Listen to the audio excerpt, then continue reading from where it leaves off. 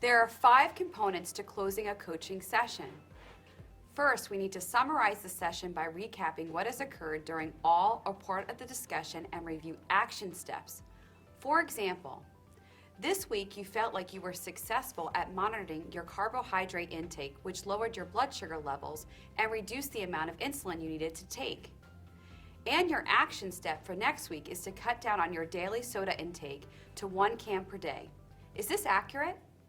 Number 2, confirm plans to maintain accountability between sessions. Ask questions like, what do you need to be accountable for that action this week? Number 3, express gratitude to the patient for their commitment. Thank them for the work that they did this session and ask the patient about any questions that they may have. For example, what questions do you have for me regarding your behavior change? Number 4, we need to get feedback from the patient about the session and/or our coaching style. Ask questions like, on a scale of 1 to 10, how helpful was this session for you? What could I do to make it better? I try to adjust my coaching style to get the best fit with my needs of my patient. Are there any adjustments that you need me to make? Number 5, set the next health coaching appointment. So how do you know when it's time to end the coaching relationship? Remember, the agreement was a time-limited and focused on 1 or 2 goals, so there is a formal ending to the coaching relationship. The coaching relationship should be ended once a goal is achieved. This prevents the patient's dependency on the coach and fosters the patient's confidence to rely on their own abilities to change. Begin by revisiting the original goal. Reflect back on the patient's growth and successes.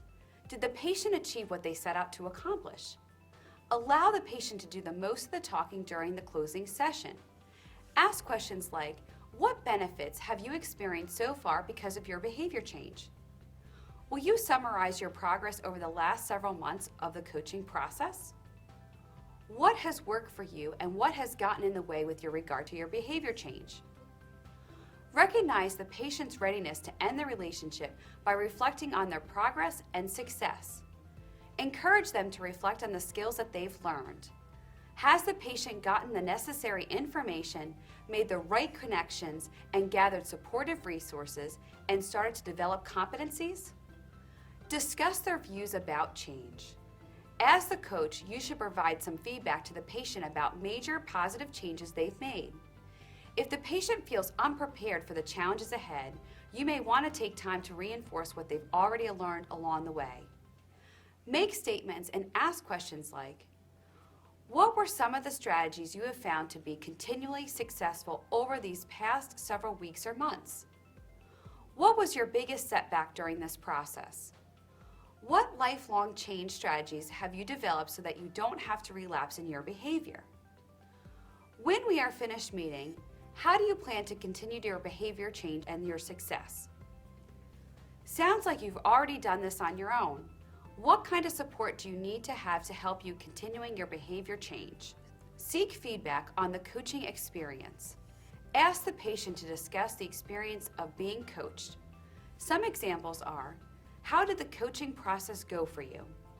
How would you rate my work as a health coach? What could I improve?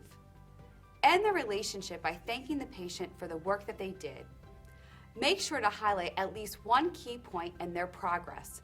This helps to build self-efficacy and promote self-responsibility. I just want to let you know before we close that I really appreciate you coming in for the last 12 weeks and sharing how difficult things have been for you as a result of your diabetes. I admire all of your hard work you've done so far to make changes in your life. You seem to really have a realistic view of how things are in your life and seem intent about continuing to work out some of the things we've talked about, especially getting a better handle on monitoring your blood sugars. With the progress you've made so far, I feel very optimistic that things will continue to improve for you, and I wish you the best of luck in the future. Finally, complete any specific tasks or paperwork required by your employment setting. It is important to note that if other goals are identified and the patient chooses to work on another goal, it is fine, but a new coaching agreement must be created. Otherwise, the coaching relationship loses its purpose and definition because you run the risk of encouraging the patient to become dependent.